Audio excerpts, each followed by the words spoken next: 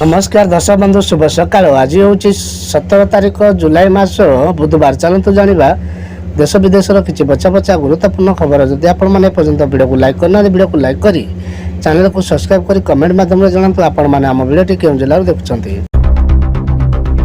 आंचलिक पाणीपाग जहाँ सूचना मिलूँ राज्य में लघुचाप प्रक्रिया सतरु बढ़ वर्षा उत्तर और दक्षिण ओडिशा अधिक बर्षिब। रविवार सृष्टि होता घूर्णिबल सोमवार लघुचाप रूप नहीं। या प्रभाव में दक्षिण ओडिशा प्रबल वर्षा हम 19 पुणी एक लघुचाप हम। यही दुई लघुचाप प्रभाव में 21 तारीख जाए वर्षा लगी रहीपाग विशेषज्ञ पूर्वानुमान कर। आगक आहरी दुईटी लघुचाप थी राज्य में निआंटिया स्थिति भरणा होब से कहते।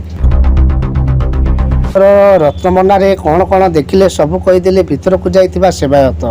दीर्घ दिनर ओडिया मानकर जो स्वप्न थिला रत्नभंडार खुलिब से स्वप्न सरकार समस्त सहयोग खोलाला रत्नभंडार। 11 जणिया सदस्य उभय भितर और बाहर रत्नभंडार को प्रवेश करथिले। बाहर रत्नभंडार थिला अलंकार अस्थायी भंडार चांगणा घर को स्थानांतरित करा जायछि। बजेट 2024-25 पीएम किसान व्यय भारत बढ़िबो। अर्थमंत्री निर्मला सीतारमण अधिक वर्ष 2024-25 बजेट उपस्थापन करने को जाउछंती। तांकर एही बजेट रु कृषि क्षेत्र बहुत किछि आशा रखिछि। चर्चा होछि से ग्रामीण अर्थनीति को सुदृढ़ करिया लागि एतर कृषि क्षेत्र रे अधिक अर्थ व्यवहार करा जिवो। को मिलबनी पीएम आवास घर। पीएम आवास को नहीं आसिला बड़ खबर।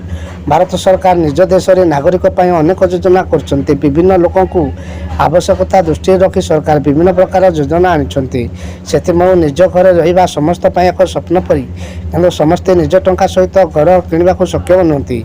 यही परिस्थिति भारत सरकार यही लोकों को साहाय्य कर। राशन कार्ड धारक बड़ अपडेट। जदि आपण भी यही भूल करते तेज सावधान। राशन कार्ड कटिजा सह आउ मिलबनी मागणा चाउल और गहम। भारत सरकार गरीब अभावी लोकों अनेक प्रकार योजना चलाउछंती। यही योजना गुड़िकर अनेक लाभ पाइबाकू आपण पाखरे राशन कार्ड थिबा आवश्यक। आसीगला सरकार नुआ योजना झील को देवे 1 लाख टंका। यही योजना गत 2023 ही कार्यकारी करथिले सरकार। यही वर्षर शिशु कन्या ठारू आरंभ कर समस्त बयस वर्ग युवती और महिला योजना लाभ उठाई पारिबे। यही योजना झील बा युवती को आर्थिक सहायता जोगाई देउछंती सरकार। आपण मध्य यही योजना लाभ उठाई।